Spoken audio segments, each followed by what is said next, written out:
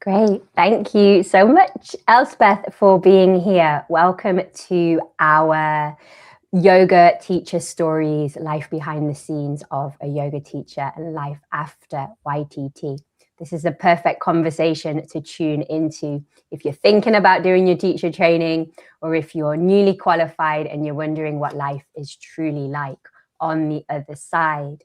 We have Elspeth with us today, and she is a long-standing member of our online community, the Frog Project, and also a very good friend of mine here in Scarborough. I met Elspeth before the Frog Project community went online, and can't wait to chat to her more about this. So Elspeth graduated from our very first online YTT back in 2021. A slightly different iteration of the course as we know it today, but it was a wonderful collaboration with my yoga teacher, Gino, as well. So have a listen to Elspeth and how she studied in the deep, dark depths of COVID. And of course, then once the world opened up, what it meant to her and her yoga teaching journey. So thank you so much, Elspeth, for being here today. It's nearly 4 years since you graduated. How has the journey been for you? It's been really interesting, and I notice a change all the time. I've just been offered another yoga class, but I'm not too worried. I enjoy what I do, but it's more the change in me that I've enjoyed since I did the yoga teacher training. It kept me sane during COVID, obviously. What can I ask you, what made you choose to do your yoga teacher training at that time? I think I went to my first yoga retreat in 2018. I'd already started practicing yoga, and I went on a retreat, and it was just like a light bulb came on, and I thought, this is what I need. And then there was a massive change in me as a person starting from then. And then when you guys said you were going to do the yoga teacher training, I was just so interested in what yoga meant. I didn't really think about teaching at the time, but it was, I just wanted some peace and some joy in my life again. And I thought that yoga was offering that. That sounds a bit. No, it's really nice. So I'd love to ask you, so this retreat in 2018, how did you come back feeling? Did you feel this peace and thing in your life? What did you feel at that point? I just felt like something had opened, and I'd gone from quite a dark place to openness, and it was like my eyes had opened to what was around me. I think I'd been in a very dark place for such a long time, and I just felt this joy, really, and comfort, and really peaceful. Incredible. So you were kind of hooked from day one. I was hooked from there. And so you've said since you did your training in 2021, you said you've noticed a lot of transformation within yourself. Can you explain a little bit more about that? I'm kind of curious.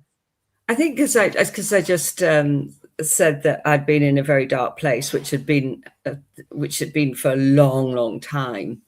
And I think I was always looking for something, but didn't know what. And I think yoga has helped me achieve that. And I've become more confident, calmer, apart from when people drive really badly, of course, and just happier within myself. And it seems to be an ongoing process. And I don't feel the need to prove myself all the time and to be a certain way, because I never was a certain way, but I feel freer to express myself now and don't feel so judged or judgmental as I did before. All really nice things that you're describing there. What positive changes for you. Yeah. That's so nice to hear, Elspeth. And I'd love to learn a little bit about the sorts of classes that you're teaching at the moment, what sort of places you teach, who you teach, and all of these people that are now benefiting from your desire to learn more and bring yoga to more people. Okay, I teach a class at the Crown Spa, which is a little gym in Scarborough. That was my first job, and I wasn't sure if I wanted to teach at the time. But a friend of mine knew the manager and said, "Oh, go and ask him if he'll give you a job." Obviously, it was just after lockdown had finished and we were coming out again, and so I did. And he said, "Yeah, that'd be lovely," and I was terrified. So I've been there ever since 2021. And they've just offered me another class. And then I teach a chair yoga class on a Friday, which I've been teaching for, over 2 years. I didn't say what sort of people. In the Crown Spa, they're a real mix. Older, some younger. You don't tend to get any gym bunnies, which is quite nice. And people walk in with sticks, and they just amaze me every time. And how open they are and willing to play and practice. And the chair yoga people are people who just don't want to get on the floor or can't get up off the floor. A variety, cancer sufferers, people with arthritis. And that's a really joyful class. And what else do I teach? Oh, and I teach my Nidra once every 6 weeks at the Buddhist Centre. And in the summer, I teach at the Shuttleworth Gardens in Scarborough, which is a beautiful little garden. And you can just feel the nature, you can feel it around you, and it's just lovely. So that's what I'm doing. You paint such a beautiful picture of all the different types of classes that you teach, and I have a really good image of you in all your different spaces, which is really, really nice. Thanks so much for sharing, Elspeth. I saw a photo of the gardens, and it's just beautiful, isn't it? Looking out over the sea. It's so gorgeous. You can hear the sea, and you can hear the birds and the trees and everything. Yeah, amazing. So we have a question from one of our wonderful community members, Heather, and she would like to know, when did you first come to yoga practice, and what's your favorite pose? Oh, I love this question. I first started practicing when I was about 16, but it was on and off because I had a bit of a wild life.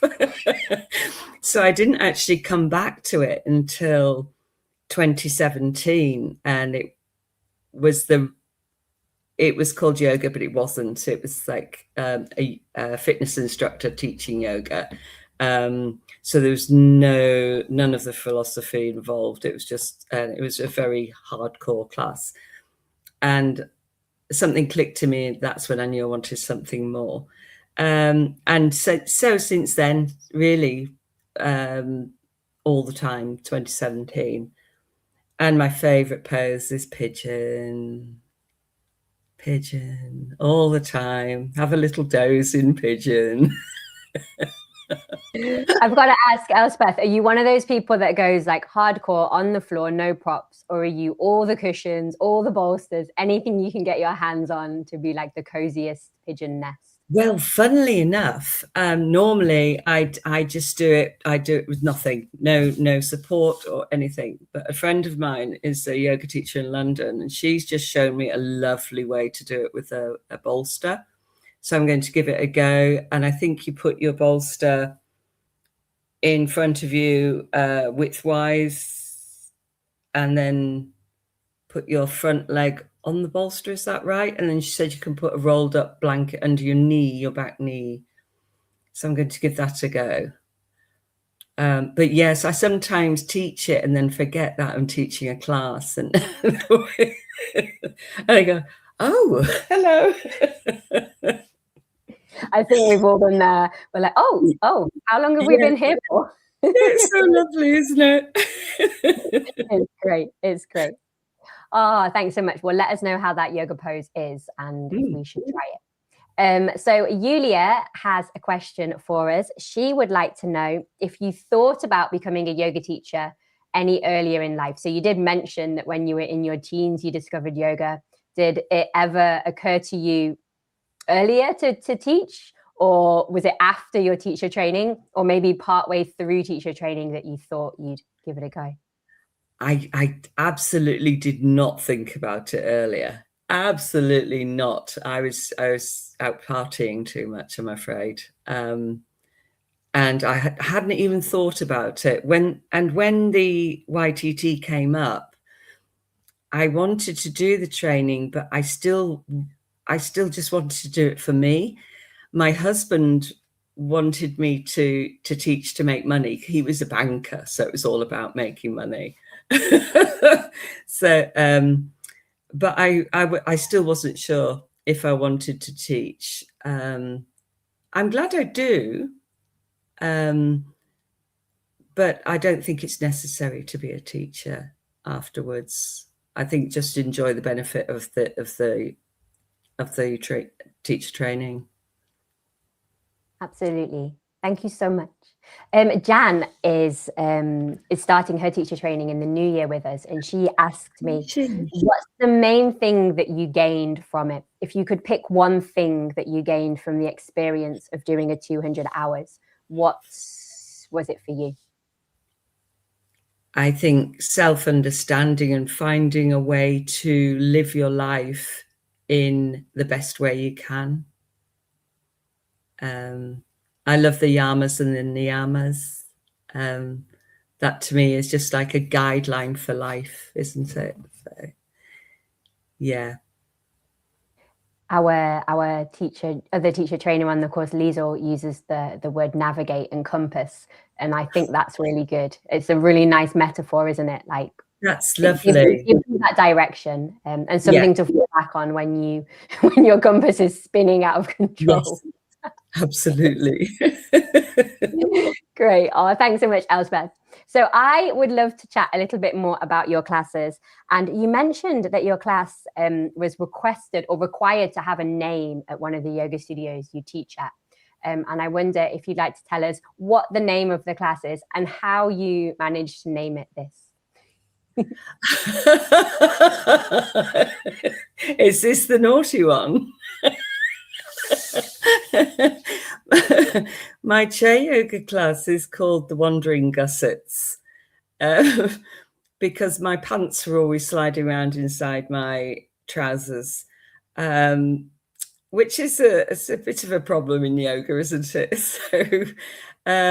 So one of my class she said, oh gosh, have you got a wandering gusset again, Elspeth? And I said, yeah, while trying to fish my pants out from under my trousers.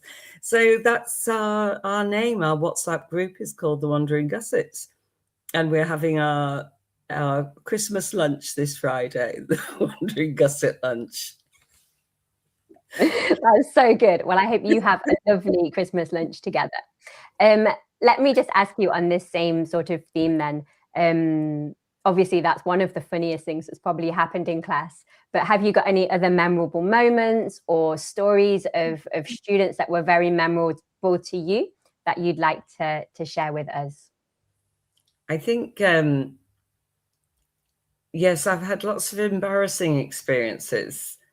I mean, we all make mistakes, don't we, when we're teaching? I mean, I make an awful lot. I forget to do one side, but I'm sure everybody does that. But when I started the Crown Spa, we meant to go into a seated twist, and I said, bring your backhand as close to your cervix as you can.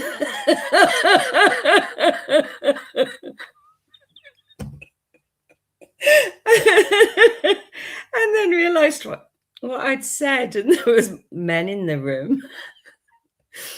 So I'm afraid that was a bit of an opener. I was mortified because I was so new and they didn't know me. Now they don't care. That's so good. Yeah, I've had a couple of those moments myself. Oh, thank you for sharing that. You once had a class with 37 people. Can you tell me about that? Were you not expecting so many? And how was it? I wasn't. It was the East Riding WI who contacted me and asked if I'd teach a class at Cober Hill, the conference centre near Scarborough. And I said, yes, of course I will. I'd love to. And I got there and they were corralling everybody together. And they started setting out chairs, and these rows and rows of chairs just got bigger and bigger. And I said, how many are coming? And she said, oh, there's 37.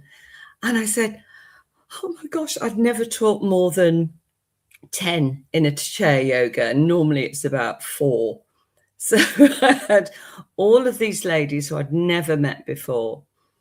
And there was a little 90-year-old in a seated pigeon showing me her knickers, and they were just marvelous. They were so much fun and they loved it, and they made such a fuss of me. It was just joyful. It was so funny. So funny. It's so beautiful. It's such a nice image of you all there in the big room together doing such a big class. I bet the energy was amazing. It was, and they were disappointed that they weren't closer so they could join in the classes afterwards. Maybe you'll have to go back one day. Yeah. Hope so. Thanks so much, Elspeth. So I have one final question to ask you, and this question is for anyone who's watching this, who's thinking about maybe doing their 200 hours. If you could give one piece of advice to somebody sitting on the fence, wondering whether to dive in, what would you say and why? Oh my gosh, just do it. It's the best thing. You don't have to teach. You don't have to. I remember what you said to me, Carrie, when I said, well, I can't do the poses, when you get to a certain age, you struggle with some things. And you said that's not what it's about. And it certainly isn't. Just do it and find that happiness within yourself and learn what makes you tick through this yoga teacher training, and hopefully go on to enjoy a more fulfilled life, and maybe do some really bad teaching like I do. Oh, bless you. Thank you so much, Elspeth. Thank you for your time, your energy, sharing with us today. We appreciate it so much, you being here, part of this wonderful community, and I can't wait to see you again soon. Yeah. Thank you, Elspeth. Thank you. Thank you. See you later. Bye. Bye.